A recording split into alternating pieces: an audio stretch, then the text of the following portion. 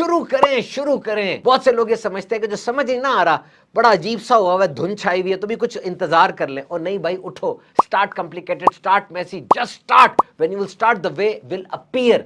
आप जब शुरू करेंगे ना, रास्ते पे चलना शुरू करेंगे, चाहे जितना मर्जी मुश्किल हो, जितना मर्जी गंदा सा हो, रास्ते पर चलें, आगे रास्ता खुद ब खुद क्लियर होता चला जाएगा। शुरू करने से होता है। कामयाब तरीन लोगों में ये आदत है कि they respect the basics, fundamentals. ये बुनियाद को कभी नहीं छोड़ते। और ये जो बुनियादी चीजें होती है ना, जो दुनिया को रूल कर रही हैं, ये कभी नई नहीं होती, ये पुरानी होती हैं। जिस तरह अजायब घर में कोई चीज नई नहीं होती है, एंटीक्स हमेशा पुरानी होती है। They are old and they are tested. ये पुराने जमाने से कुंदन बन रही है। हर दौर में लोगों ने इनको प्रैक्टिस किया और इन फंडामेंटल्स को जोर से पकड़ ले, इनको छोड़ना नहीं है, कामयाब हो जाएंगे। कामयाब तरीन लोगों की एक आदत ये भी है कि दे लव द प्रोसेस। इनको मंजिल से नहीं, सफर से प्यार होता है।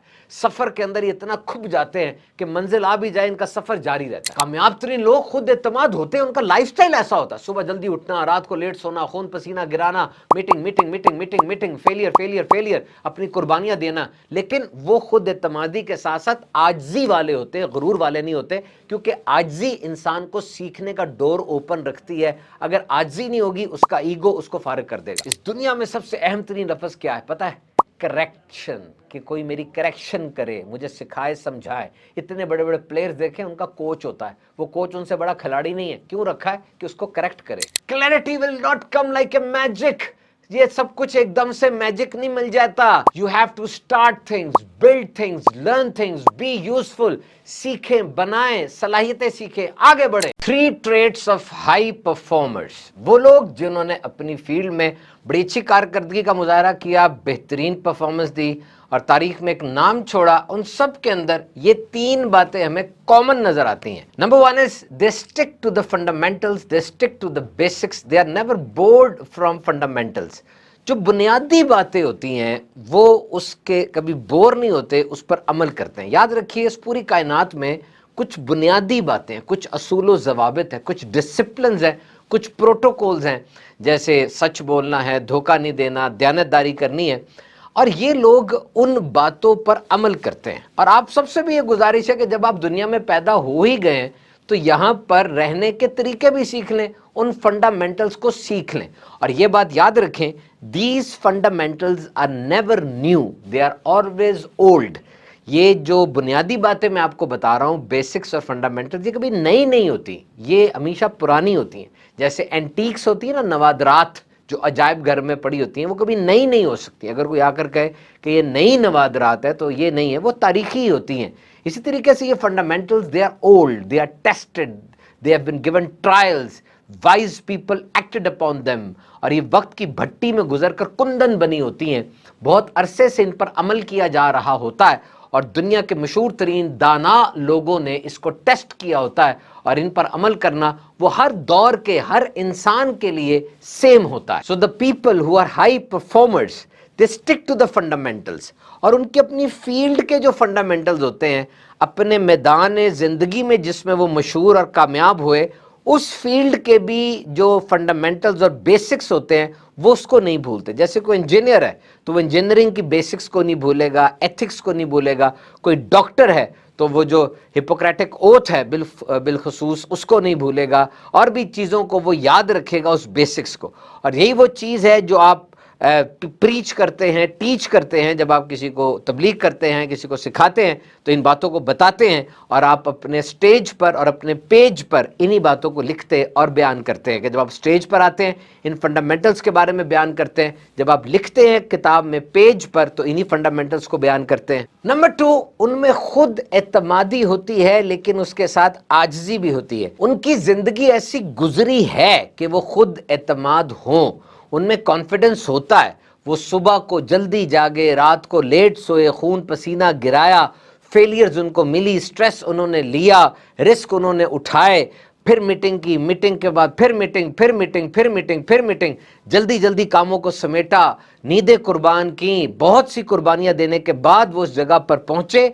तो उनका लाइफस्टाइल ही ऐसा है कि उनमें खुद एतमादी आ जाती है। और बहुत से तो उनमें ऐसे थे कि success doesn't run in the lineage. उनकी पूरी नस्लों में कोई सक्सेस नहीं आ रही थी कि उनका बाप या दादा या कोई परदादा कोई बड़ा अमीर आदमी हो या खुशहाल आदमी हो, बल्कि दे were the one two take the first leap. یہ پہلے آدمی تھے اپنی پوری اس نسل در نسل میں جس نے اس کام کو کیا. تو جب انہوں نے یہ کام کو کیا, انہوں نے اسٹیریوٹائپ اپروچ کو توڑا, تو اب ان کا لائف سٹائل ایسا ہے کہ اس میں خود اعتمادی آئے گی. And now what is the prerequisite of confidence. Confidence کا پری ریکوزٹ کیا ہے؟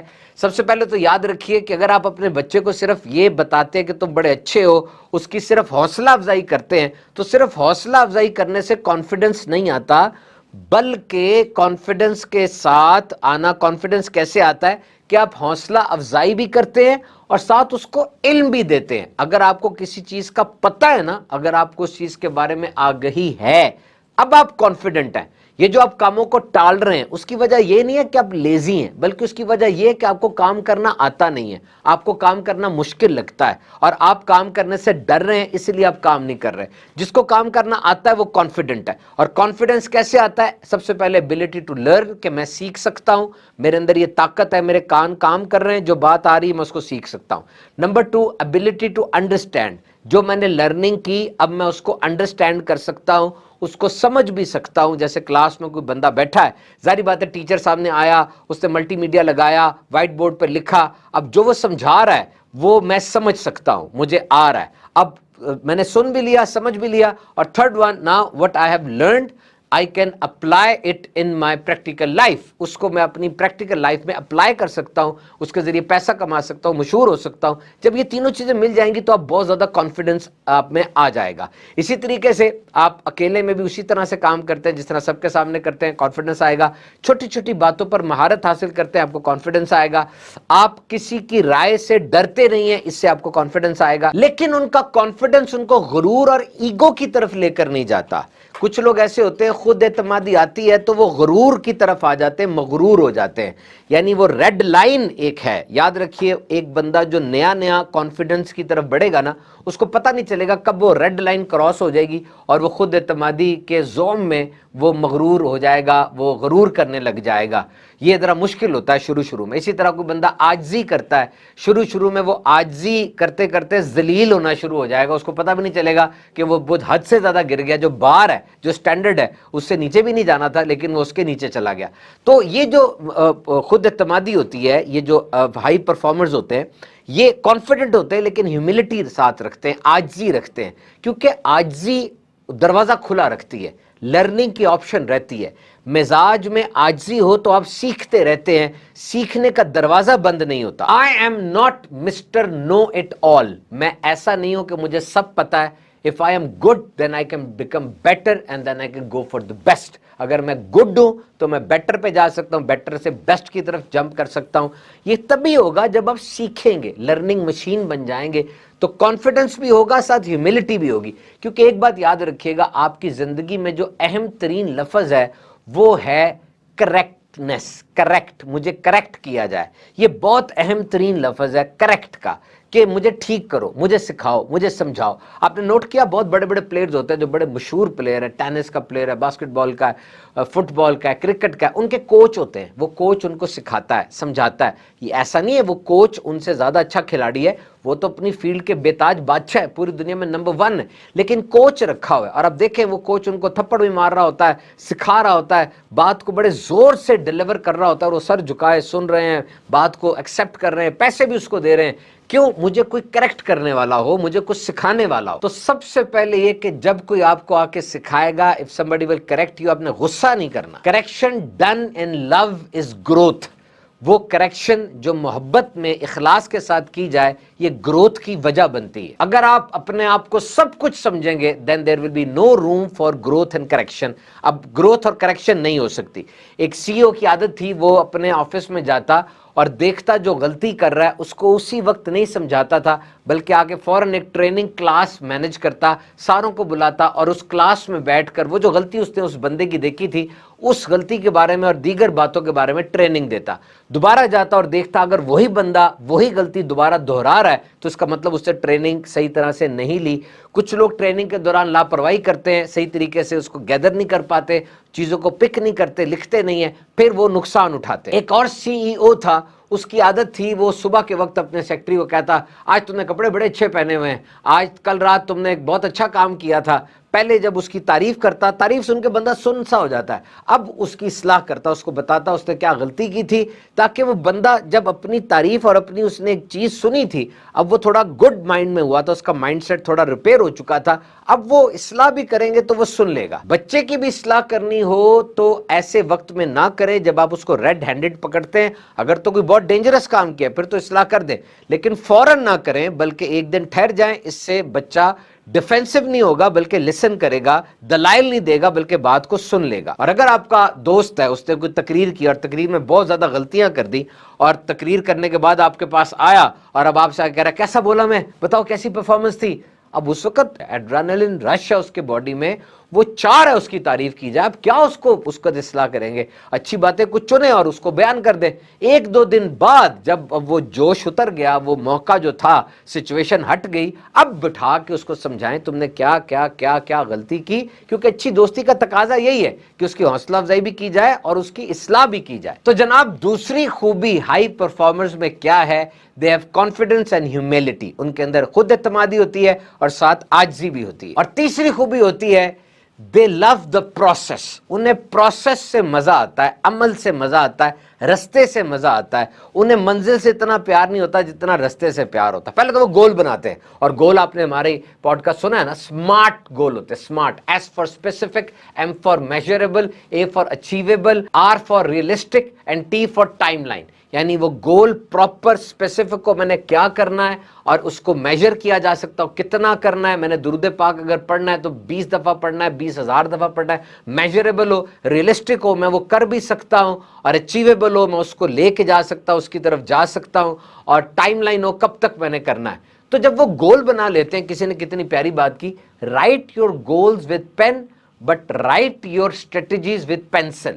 جب بھی گول بناؤ نا, وہ پین سے لکھو, پین مٹایا نہیں جا سکتا, لیکن اس گول تک پہنچنے کے لیے جو اسٹریٹجی بناؤ, جو رستہ بناؤ, وہ پینسل سے بناؤ, کیونکہ پینسل کو مٹایا جا سکتا ہے. کئی دفعہ جس رستے پہ آپ جا رہے ہوتے ہیں گول کو اچیو کرنے کے لیے, وہ رستہ آپ کو بدلنا پڑتا ہے. جیسے گوگل میپ ہے, آپ گوگل میپ لگا لیتے ہیں, اب جائی جا رہے ہیں جس طرف آپ کو لے کے جا رہا ہے, لیکن اگر آپ غلط رستے پہ چلے جائیں تو وہ روکتا ٹوکتا نہیں, اور ٹھہر جاؤ اس طرح نہیں کرتا, بلکہ آپ کو ری ڈائریکٹ کر دیتا ہے کہ یہاں سے نہیں تو یہاں سے بھی رستہ جا سکتا ہے, وہاں سے بھی رستہ جا سکتا ہے. اور آپ نے بھی یہ کرنا ہے کہ اگر آپ نے گول کی طرف جانا شروع کیا تھا اور رستے میں رکاوٹ آ گئی, گھر میں کوئی حادثہ ہو گیا, پیسے ختم ہو گئے, تو دوسرا رستہ اختیار کر لیں.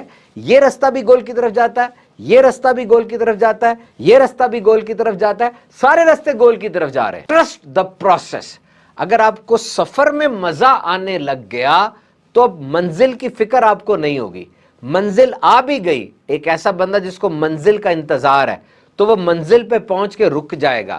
اب نیا سفر کرنے کی ہمت نہیں رہے گی, کیونکہ اس کو تو منزل کے حصول میں مزہ آ رہا تھا نا, وہ منزل پہ رک گیا. لیکن جس کو سفر میں مزہ آ رہا ہو, منزل رستے میں آ گئی, وہ بھی سفر کا حصہ بن جاتی ہے, اب وہ نئی منزل کی طرف چل پڑتا. Act like the main character.